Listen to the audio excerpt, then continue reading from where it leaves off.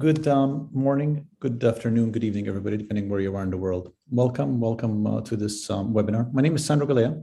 I have the privilege of serving as Dean of the Boston University School of Public Health in Boston, United States. And I'm here principally in my capacity as chair of the Rockefeller Boston University 3D Commission.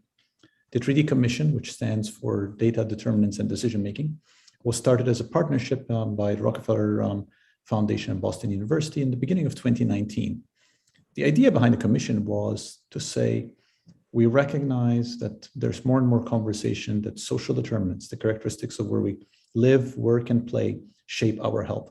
We also recognize that many political and policy decisions have a difficult time incorporating social determinants. How can we then use data to measure social determinants better so that we can make better decisions that reflect the full range of determinants that affect health? I mentioned the timing when the commission started, which was beginning of 2019, because that was, of course, a time before COVID, before any of us had heard of COVID. When the commission launched in earnest at end of 2019 and the beginning of 2020, it's when COVID was starting to hit.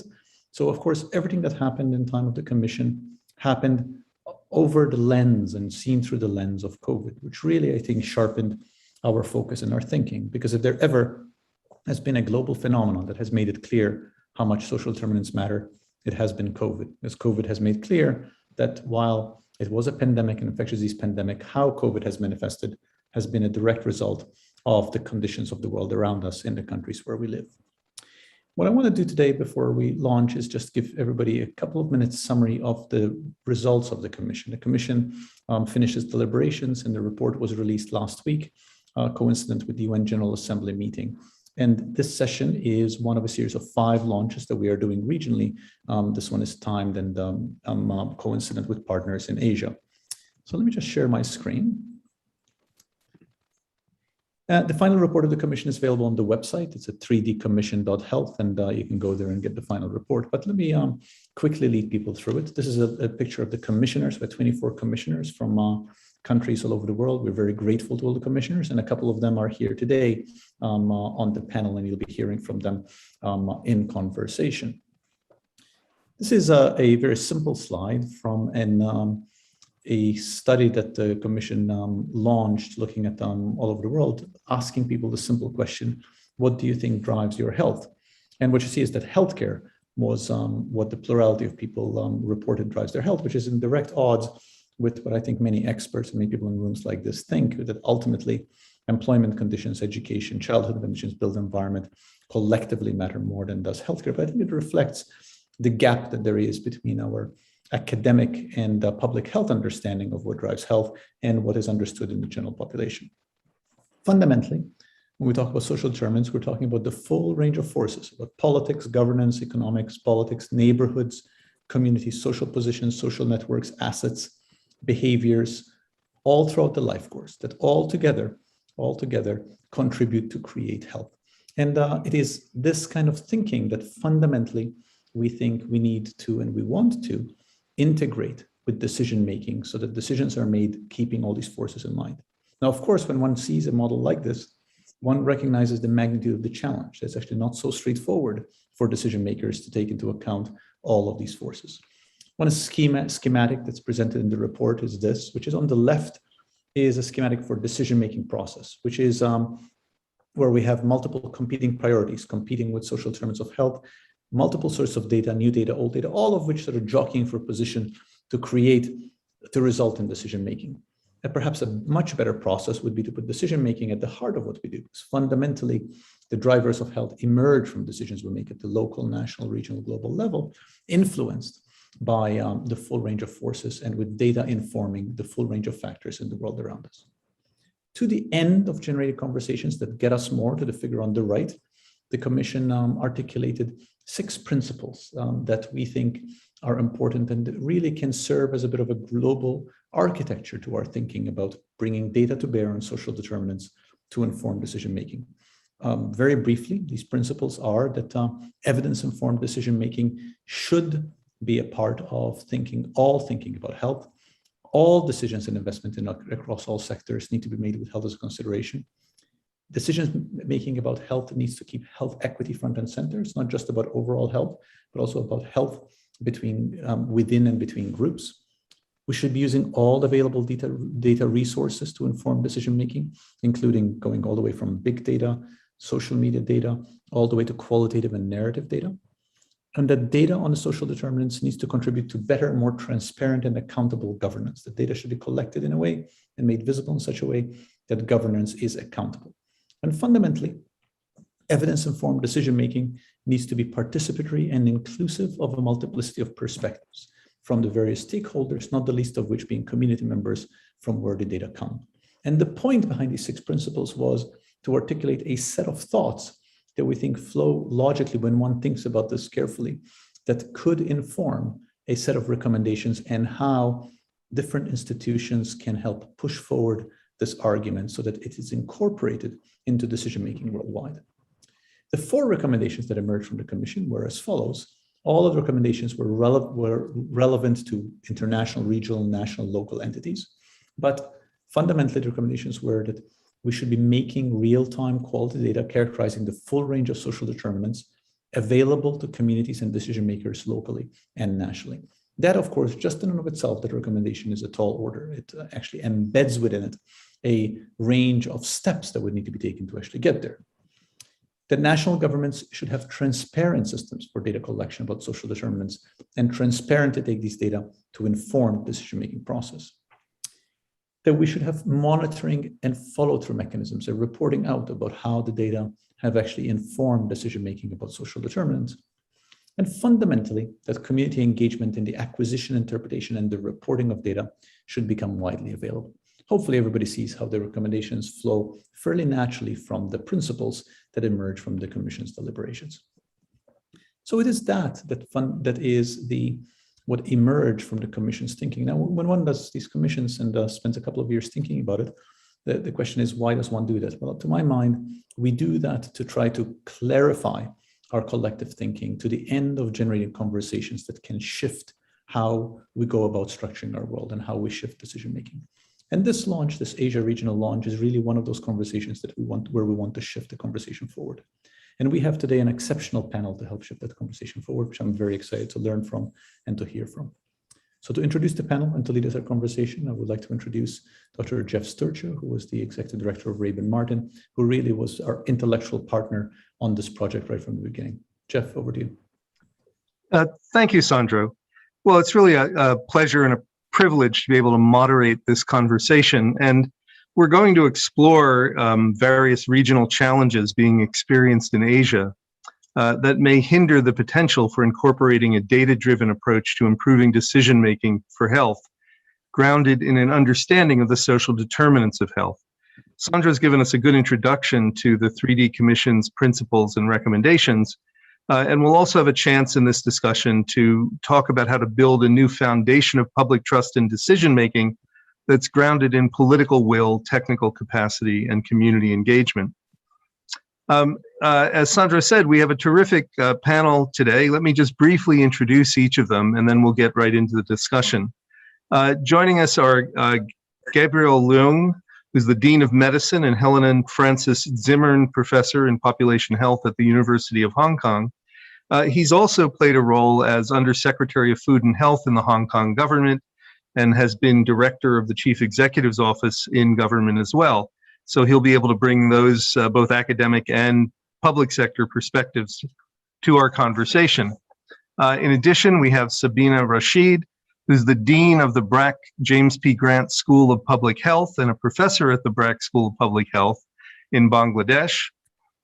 We have Dr. Srinath Reddy, who's a president of the Public Health Foundation of India, and he's also somebody with broad experience both in epidemiology and cardiology around the world.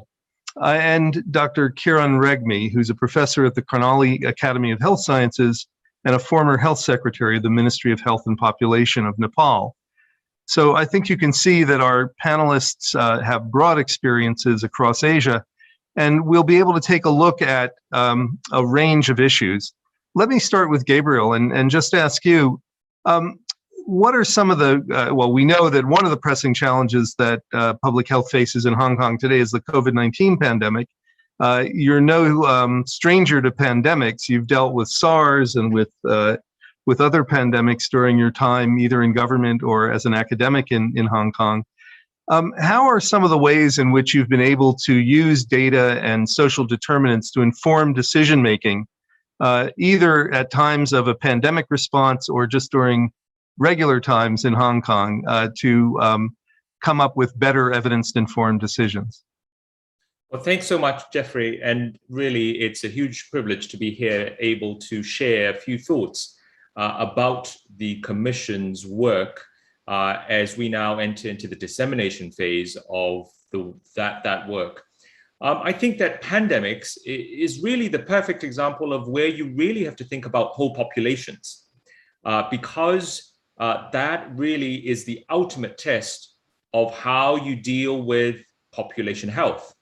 Number one, because a pandemic means that nobody has immunity and nobody has seen this new bug before, and therefore everybody is equally exposed and equally at risk. And secondly, it's also because it is an infectious disease where borders don't really matter.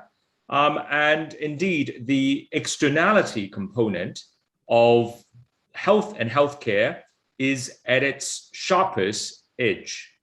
So I think that pandemics actually bring out both the best and the worst of public health practice. So that's the sort of prefacing remark that I should like to make. How data actually enter into the equation, pun fully intended, is really quite important. And if I may just share two experiences, one from government and the other from academia. So during our last pandemic, that was the H1N1 swine flu pandemic in 2009, I was in government. And I distinctly remember that whole experience from the very, very first imported patient from Mexico into Hong Kong throughout the first 40 days, when we actually did everything possible to contain it, including locking down an entire hotel of patient zero, buying us time to ramp up our preparation so that we can really have very solid and robust mitigation measures. And throughout that whole process, modeling out epidemiologically all the different scenarios that are possible, and then laying over that model different possible interventions, including locking down whole populations, school closures or school suspension, including working from home measures. So Hong Kong at that time actually took extraordinary measures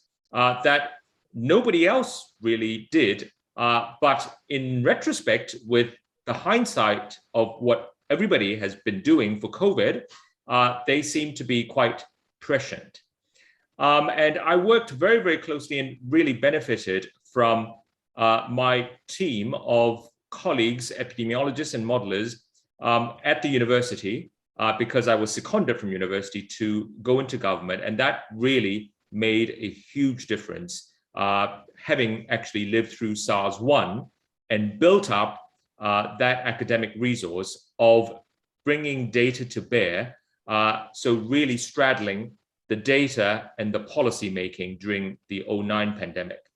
Then if you fast forward about 10 years and you reach COVID, and COVID, I very, very much remember being really the first team to call it a pandemic even before WHO called it a pandemic. We actually were able to, using big data, which is very much covered in the Commission's final report, and those data include publicly available, accessible data from IATA, which is airline flight volume data, train data nationally in China, and really looking at migration patterns over Spring Festival, which is Chinese New Year. And at that time, then really during the third week of January of 2020, saying that this is going to become a global pandemic, and this is what it could look like, and really gave much of the world a full 2.5 months to prepare, of course, very few countries actually heeded that in a serious way until it hit, if you remember, Italy in March, and then the rest, as we say, is ongoing history. So I think data has been an absolutely indispensable part of policymaking. And from the social determinants angle, I think that policymaking to make sure that everybody, but particularly those who are least advantaged in society, could benefit, has been really an ongoing effort. And we see it in vaccine allocation and vaccine access to this day. Over. Well, thanks, Gabriel. And that gets us off to a really good start. I think that I was particularly taken by your comment about how in epidemics or pandemics for infectious agents, borders don't matter. And one of the questions I'd like to come back to in our discussion is whether the work on incorporating data and social determinants into decision-making in health takes on a regional aspect across Asia. And I think each of you may have something to say about that, but let's come back to that. For now, let's turn to Sabina Rashid from the Brack School of Public Health. And Sabina, I'd like to ask you to comment on community engagement. I mean, often we find that the success of public policies for population health depends upon whether communities feel engaged and valued, because they often have insights that are key to interventions that are going to address their needs. And I wonder if you could just talk about the way in which your work, you've often worked with refugee and migrant populations, for instance. How have you been able to use the perspectives of the populations who are directly affected by decisions to incorporate those perspectives into the kinds of data and decisions that are being made? Thank you, and it's a pleasure to be here.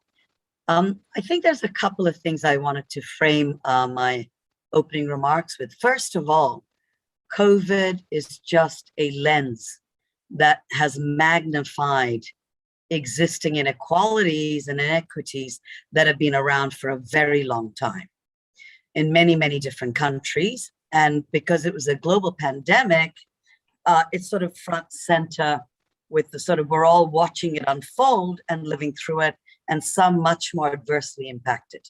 Two, COVID also showed what Professor Gabriel referred to is the global local interconnectedness, the politics, the governance, who's missing when we talk about data, what kind of data is missing, what kind of data is valued, what is the hierarchy of knowledge that exists. As you know, Bangladesh has had a lot of success with a lot of public health challenges in the past by precisely engaging with communities. And when we say communities, I want to point out, it's a very heterogeneous group. So, we tend to, I mean, not you, but in general, communities are not necessarily always representative. We're talking about ethnic minorities. We could be talking about people living with disabilities. We could be looking at adolescent women. We could look at geographical location that places certain groups in far more vulnerable positions. Then, if you look at the James P. Grant School of Public Health, where I'm at Brack University in Bangladesh, we undertook about 33 studies from surveys, national level, to qualitative, to longitudinal. And what we did was we fed a lot of this research into Brack, the NGO, to government bodies through media, journalists, launches. But the most important thing I want to say is that with communities or COVID or pandemics, contexts are very important. And when we adopt certain kinds of policies or framing, are we taking into our own references what kind of context we're dealing with? I understand it's complicated, and I understand that these are messy and blurred spaces. But in terms of the framing, in terms of who are we drawing on for knowledge to inform decision making, are we clear? Because in Bangladesh last year, we had a complete shutdown when the global pandemic with Italy and everything that hit. We had a complete shutdown, schools, businesses, retail, garments, transport. What did that mean for many of the millions of urban informal slum dwellers who had no jobs, erratic income, and stuck in these slum spaces? We had informed surveillance to ensure that everyone stayed at home. For me, I could sit at home and still Zoom to my meetings, but for those who are already marginal, this sort of created even further vulnerability. So my main points are, when we talk about data-driven decision making, and Dr. Sandro laid out the lovely, very important frameworks, how many actors are actually there visibly being linked into that kind of information? Sometimes responsiveness is affected much more by the business sector rather than the health sector. So I think it's a very complicated mess, and often communities in the heterogeneity become invisible and muted. And this always happened pre-COVID, along with COVID. Thank you very much. Well, thanks so much, Sabina. You reminded me of a comment that Felicia Knoll of the University of Miami made at our Americas regional launch earlier today. She said that, and this stuck with me, she said, don't forget, data points are people.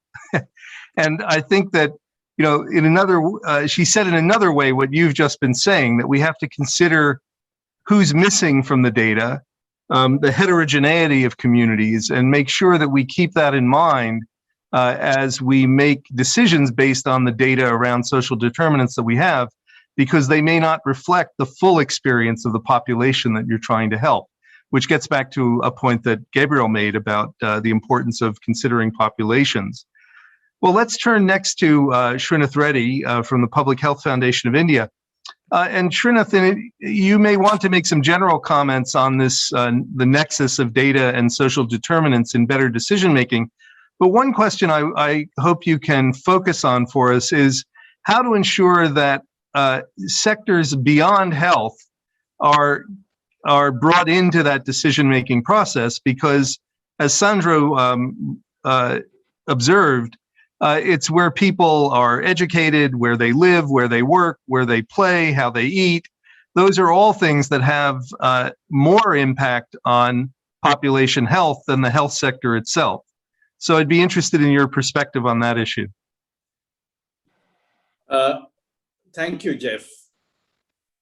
When we started the Public Health Foundation of India and established 6 schools of public health, the Indian Institutes of Public Health in different regions of the country, our guiding principle was that health is multisectoral in its determinants and in its solutions, and therefore has to be guided by multidisciplinary learning.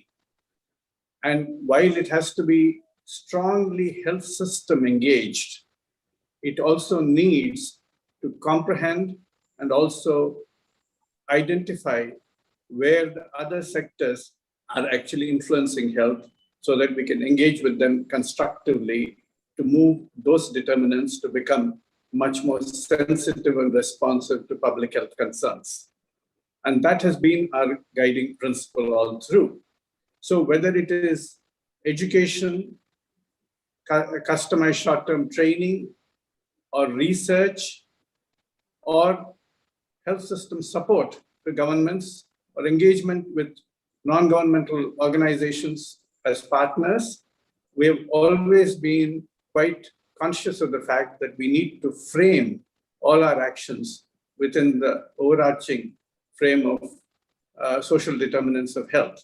And therefore, our teaching also gets entirely into that process, as well as our research. We have been reminded, if we ever really needed reminding, by the COVID pandemic, that health systems are complex adaptive systems, and they operate in interaction with multiple other complex adaptive systems. And therefore, we recognize that there is really no linearity to our understanding or our finding solutions. We also recognize that there are constant resets happening in each of these complex adaptive systems and their interactions. And therefore, we have to really frame our responses according to that, and the social determinants of health play a great role. Now, coming to data, data are absolutely important. We do need to be guided by data, but data not only have to be fairly representative of the population overall and timely, but they also have to be disaggregated in their analysis.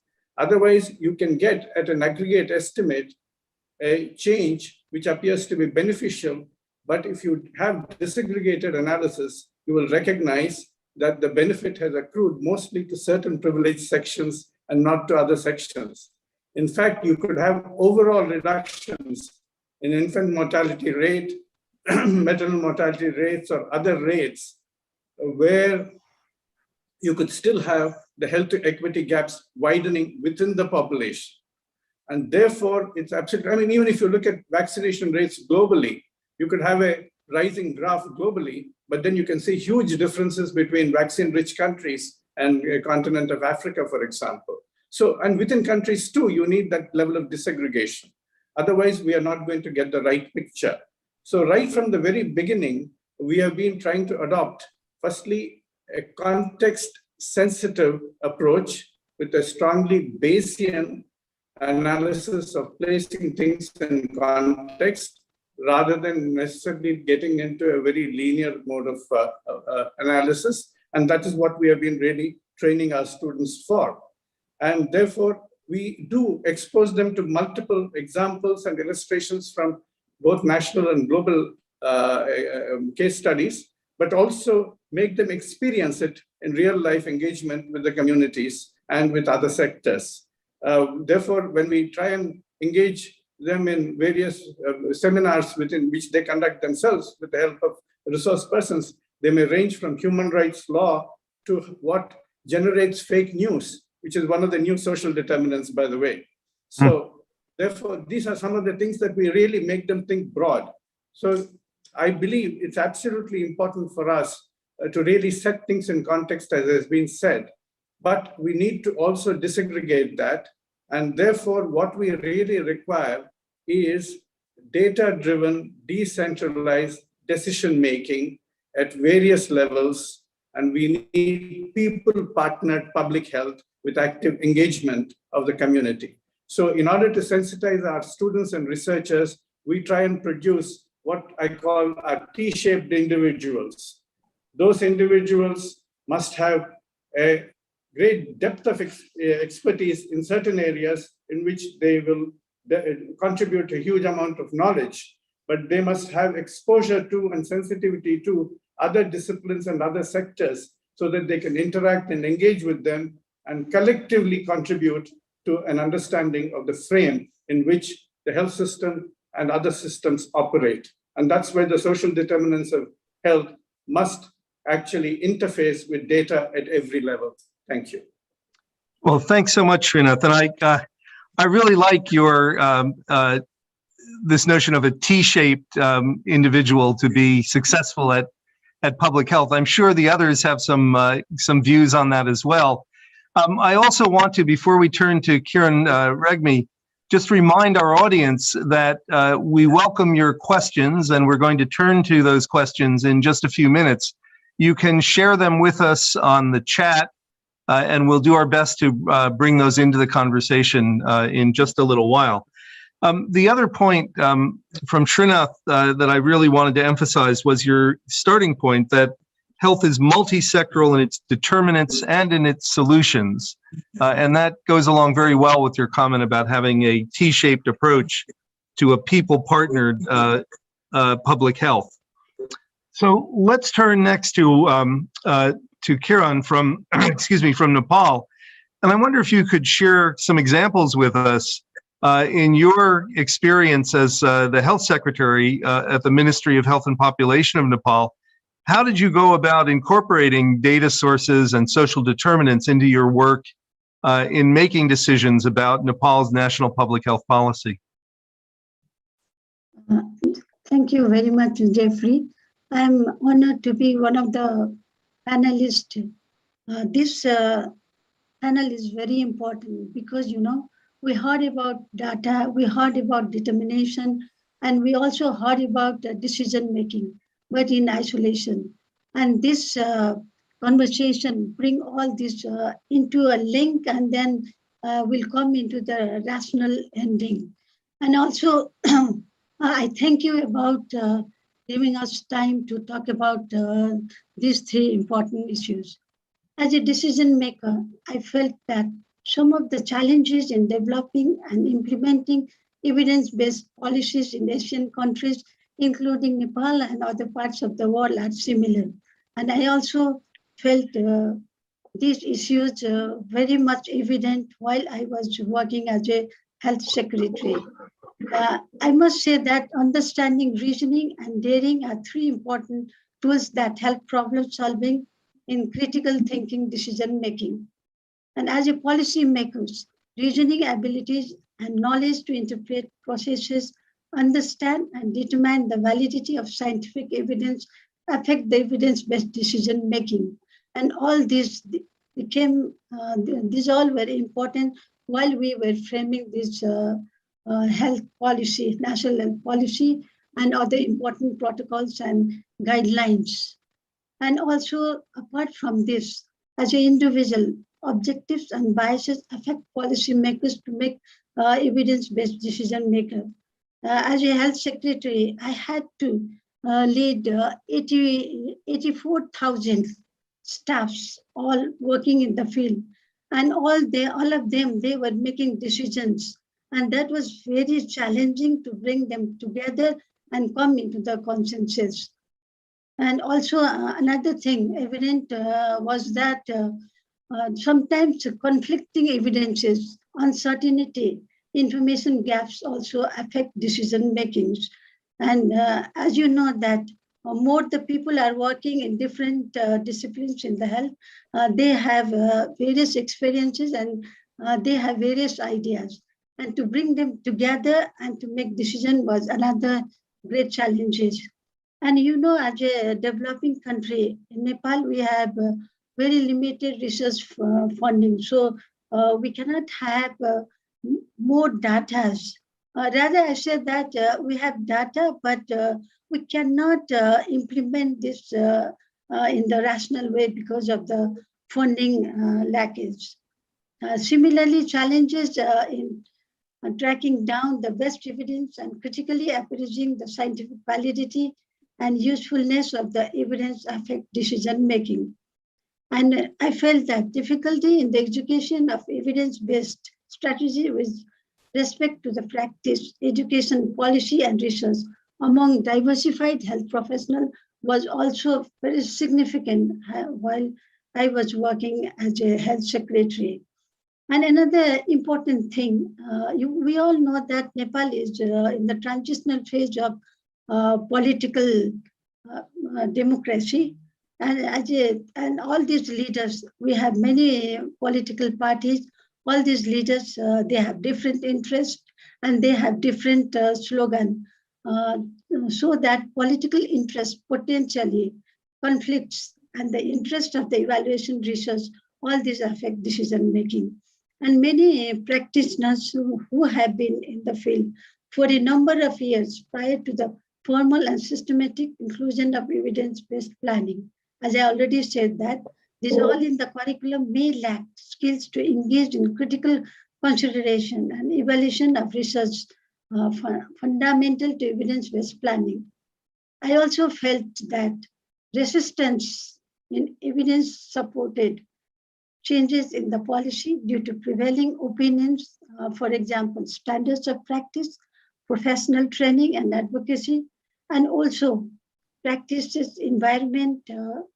These are financial incentives, organizational constraints, perceptions of liability and client expectations, knowledge and attitudes like clinical uncertainty, sense of competencies, compulsions. These all act the information overload, and it was very difficult for decision making. And these came, I felt that all these attributes that affect decision making. Thank you. Well, thanks so much, Karan.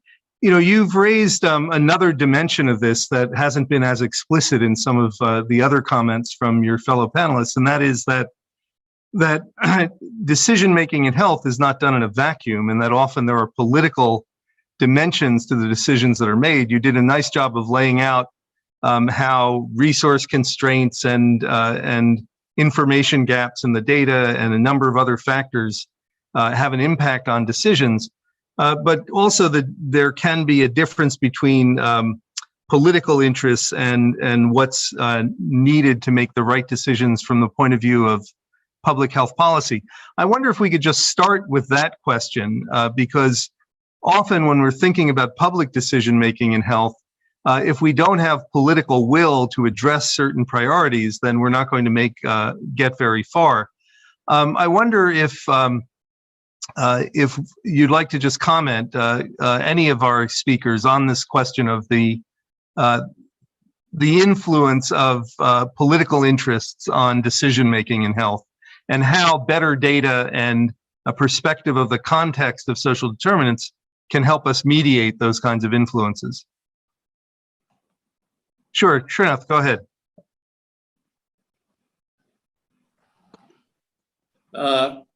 This again underscores the need for multidisciplinarity in data generation and data presentation.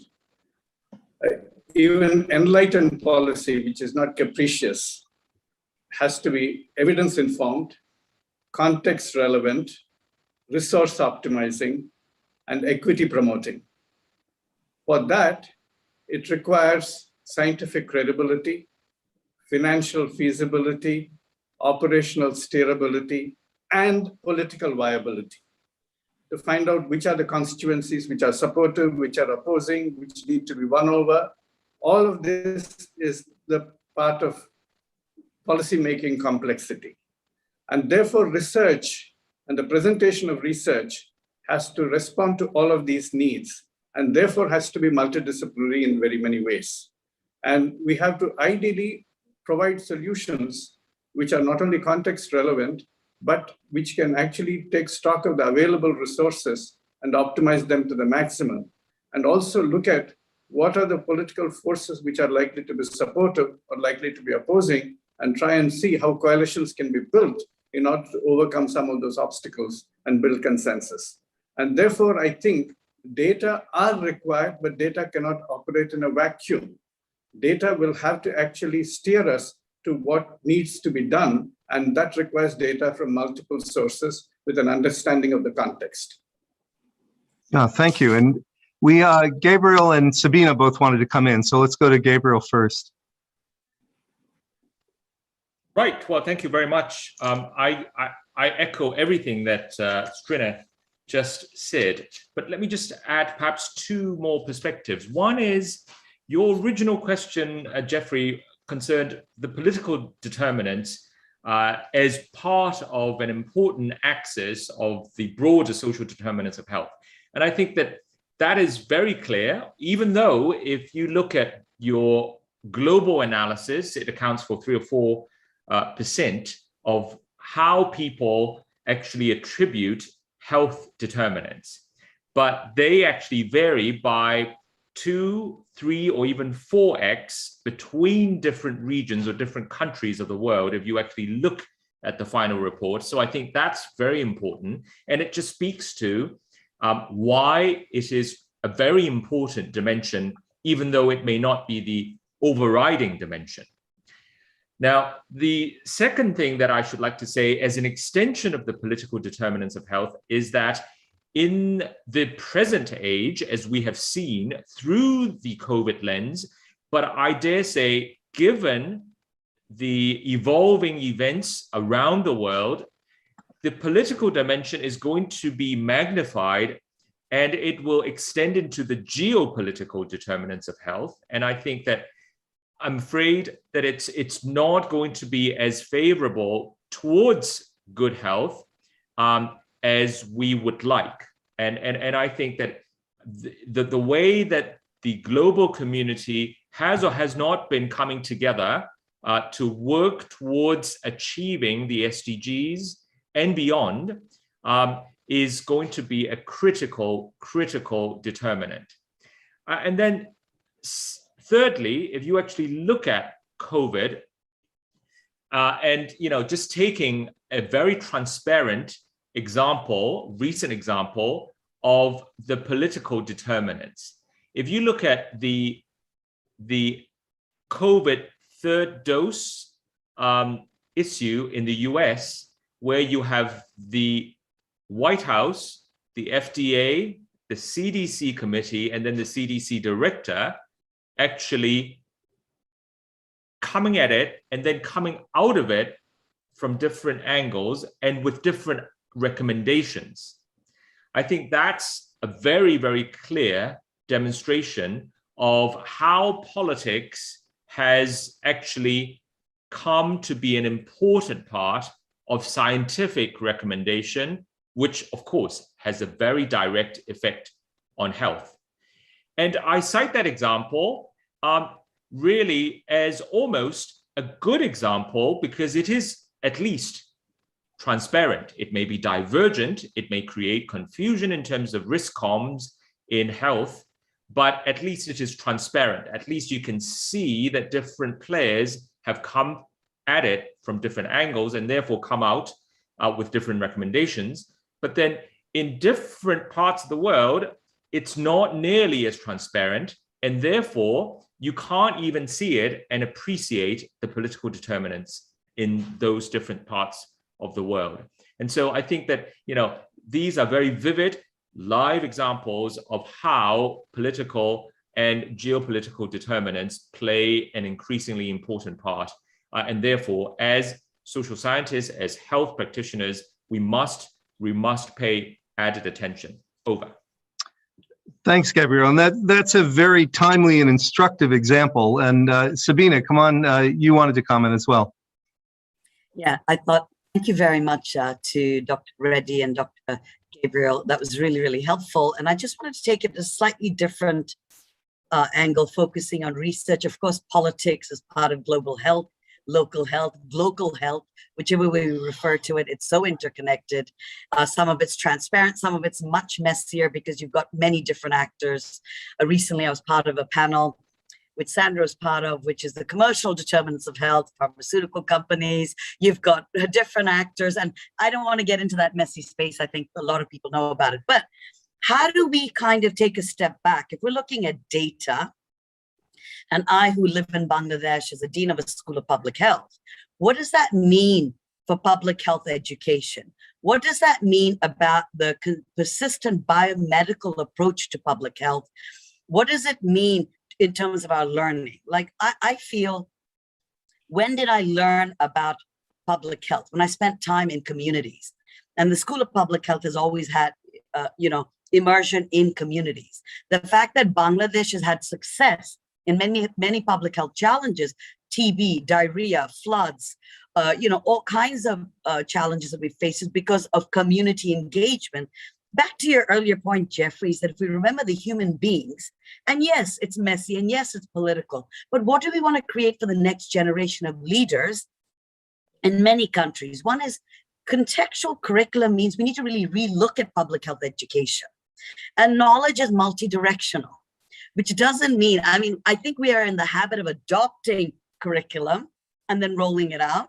The school and many other, Public Health Foundation of India have a lot of contextualized curriculum. But what does it mean for about communication, health communication? What does it mean about other disciplines? Are they as prominent when we're teaching public health? If I look at Bangladesh and I look at commitment, if I look at globally, what were the statistics or data that drove what are we going to do next about COVID? Why are certain groups missing, or why is certain kind of data missing?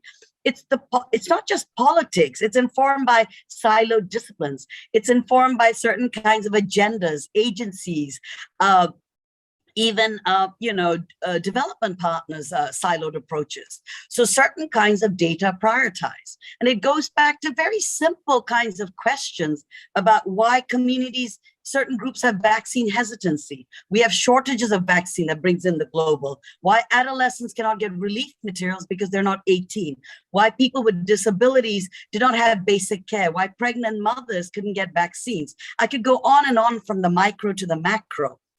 But for sustained change, because this is not the first pandemic and it's not going to be the last, unfortunately, what can we change in public health education? What kind of conversations do we have across curriculum? Why community immersion is so important? Why contexts are important? Why it's not just governments, why different actors need to be brought into this, have some critical reflexivity and critical kinds of interrogation about these issues. I know it sounds academic, but practically it can be done if there's a will to take on some of those very, very multi-layered complexities, which sometimes we're hesitant to do so because, you know, there's so much of an enmeshment in different ways. That would be my addition to the earlier speakers. Thank you. Well, Sabina, thank you. You've just, you know, your intervention just reminds me now that these threads about complexity and context and interdependence have been woven through all of the comments that each of you has made. And it brings us back to, you know, the fundamentals of the 3D Commission and its emphasis on looking in a more disaggregated way at different data sources and at data around the social determinants of health to come up with better decision making. I think that, you know, each of you has commented on these. And I think, for instance, Kiran, when you talked about the need to go from silos to an approach that understands the linkages among different silos, because we're dealing with, as Srinath said, complex adaptive systems, is really, these are fundamental insights that I think are going to be important to improving public health practice as we go forward. Now, we had a couple of other questions from our audience. And let me just ask two of them, or relay two of them, and then ask you to comment.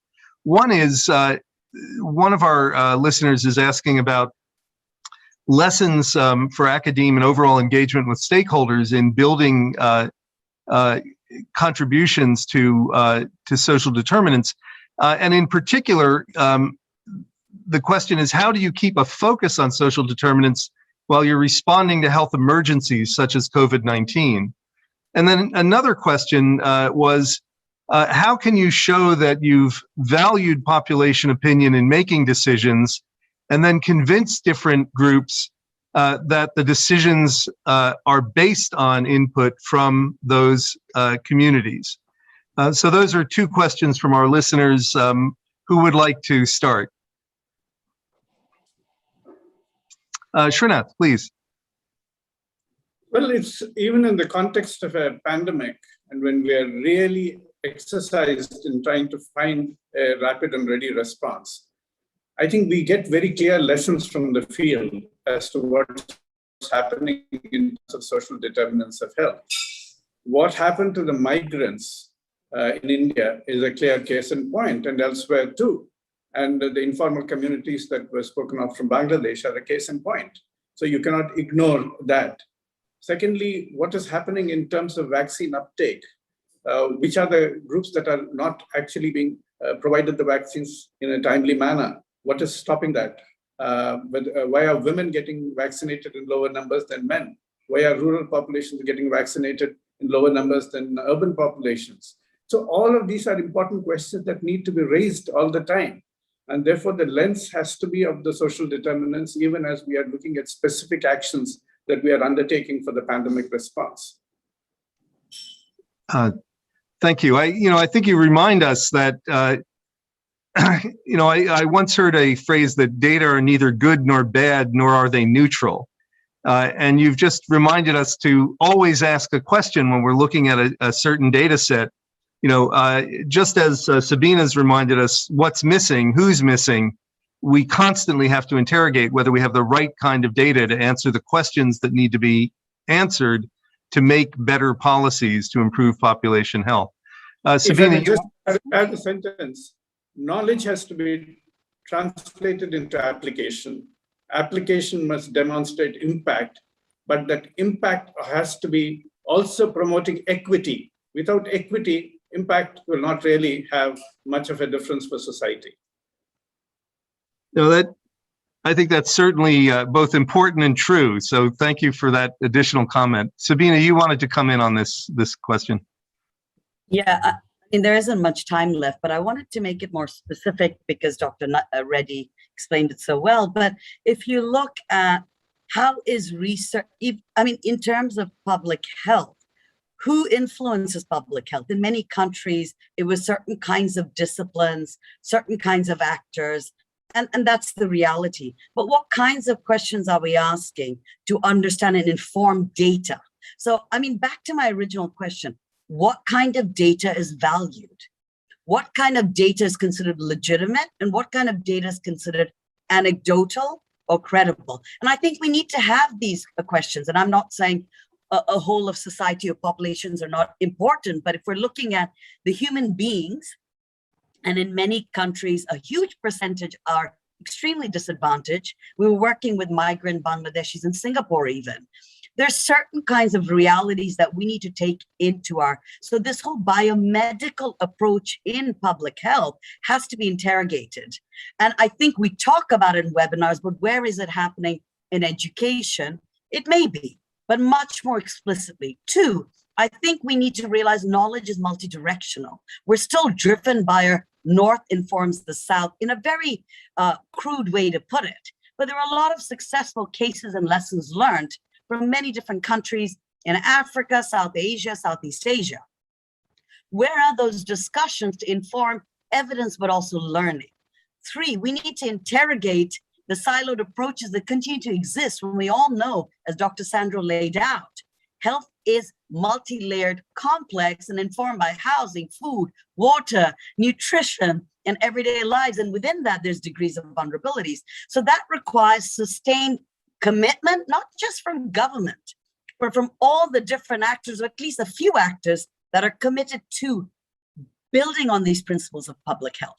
And then that includes education and teaching and training and working with government. And it also requires academics working together. Also, it requires us working across other sectors, because we can sit and talk to each other, and it's like preaching to the converted, but also putting ourselves out there and learning from each other. And I think that's what's really important. And I think if there's sustained engagement, things will happen. Otherwise, why are we having this Rockefeller 3D Commission? Why are we all here? And I think there's many different actors out there who are extremely committed to communities, including government in their own way. It's just a messy space. And we really need to reflect critically for the future and for communities, heterogeneous communities. Thank you very much. No, thank you. Kiran, you wanted to come in. Yeah, thank you very much. I want to bring a few issues. For this, I think we need to make collaboration between public and private sectors. And also, till now, we all are focusing into public health research, but while talking about social determinants of health, and we left all this clinical setting, and we had to intervene that clinical setting also. And integrating non-health sectors expert into health sector expert would also work.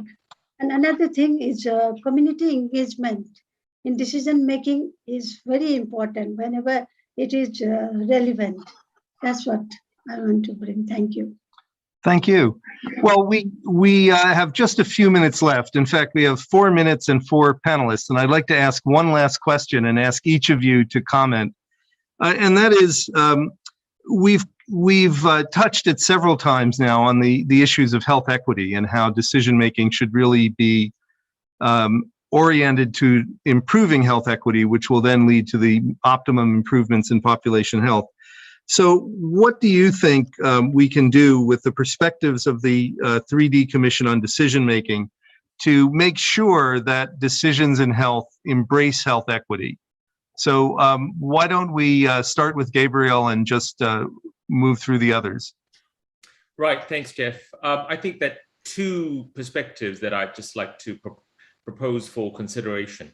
One is we must look at the whole issue of equity from different approaches. That is, we usually refer to equity when we think about vertical equity. But I think horizontal equity, that is treating unequals unequally or differently, is almost as important. So there are different dimensions to equity that we should be considering and actually quantifying, so that we do have objective measures and outcomes by which we should benchmark both within population, but also across different populations, whether that's at the subnational or the national or indeed international levels. The second point that I should make is equity is actually not a sufficiently passionate or emotive driver. It doesn't really touch the heart unless we conceptualize or reconceptualize it as health justice, or better still, injustice. When we think about equity, we are actually thinking about instances of injustices in health leading to disparate outcomes. That's really what we're talking about. And I think that in order to make this visceral and make an impact in the policy domain for decision makers and for the sake of populations at large and individuals within those populations, we need to have a new approach to disseminate, to persuade, to nudge.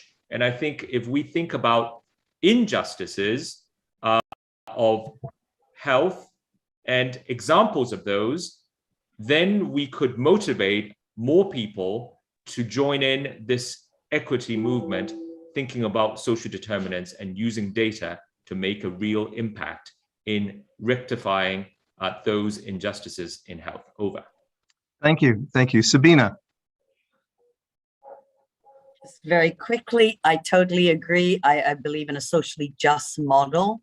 I think that can, for me in Bangladesh, sitting here where we have done a lot of work in Bangladesh, the school, but also Bangladesh has been successful. I think continued evidence generation, pushing for multidisciplines, looking at longitudinal, getting anthropologists, getting legal perspectives, getting other disciplines, actors, business models into the teaching, into the research, but really qualitative ethnographies are very, very much required. To pushing boundaries, challenging frameworks, continued reflexivity is very much required across all actors and domains. And I think COVID is timely for all of us to question where we're at, what we did well, what we continue to do well, and what are the challenges that continue to face us. But the most vulnerable, heterogeneous communities that are often left out of all the discussions. To back to socially just models need to drive education, teaching, research to inform evidence and to push policies. Thank you. Thank you. And Srinath. Oh, you're on mute. I completely agree with Gabriel that we must operate both in the horizontal and vertical dimensions of equity. And we must position this entirely again in the frame of social justice. In the context of human rights, equity is not a matter of charity, it is a right, and that's what must be. But I think in order to talk to policymakers, apart from enunciating these principles, we must bring to them that unless we foster equity, there is a huge amount of vulnerability that spreads across within societies and across societies, as COVID has demonstrated. So we need to also impress upon them about the shared vulnerability, but we must also exhort them to embrace the principles of shared values, of universal health coverage, of global solidarity. So enlightened self-interest, as well as ennobling altruism, must drive the commitment to equity. Thank you. And Kiran, you have the last word. Yeah, thank you, Jeff. When I was health secretary, I had a chance to revise our national health policy 2014, and then it came like 2017. And I included few points. I think that would address social inclusion and equity in health. For example, we were focused on social determinants of health. We are focused on women, adolescent population, children, underprivileged, marginalized population, disabled population, and illiterate populations. And also we focused on adult, senior citizen, displaced population. And we put emphasis on free basic health services from all health facilities. And we also established and operate health institutions in line with federal system. We know that Nepali health system is now federal health system. And another very important point was we focused on effective implementation of health insurance. And I think this would be very important for developing countries. One last remark I would like to put is that now we have to focus on biosocial research also, instead focusing in biomedical research only. Thank you, Jeff. Thank you. Well, we're just about out of time, and I just wanted to thank our panelists. They haven't disappointed us. This has been a very rich, provocative, and exciting discussion, and I want to thank you for all of your insights. And now back to Sandro, who will close us out. Well, thank you, Jeff. And first of all, let me echo thank you to our panelists, and also thank you to Jeff for outstanding moderation. And in the interest of time, I'm not going to say very much, but I want to reflect maybe one thing that Dr. Leung said, where Gabriel said something like, what we're trying to do is to persuade, to nudge, to convince. And it seems to me that's exactly what these kind of conversations do. And I thought it was a fascinating conversation with a lot of the key themes that the Commission has been grappling with over the past couple of years emerging. And to my mind, conversations like this are what ultimately will change what we talk about when we talk about decision making, when we talk about decision making about health. And I'm deeply grateful to all the panelists for helping move this conversation forward, and to everybody who was part of this conversation today. Everybody, thank you. Have a good day, good afternoon, and excuse me, and a good evening, everybody.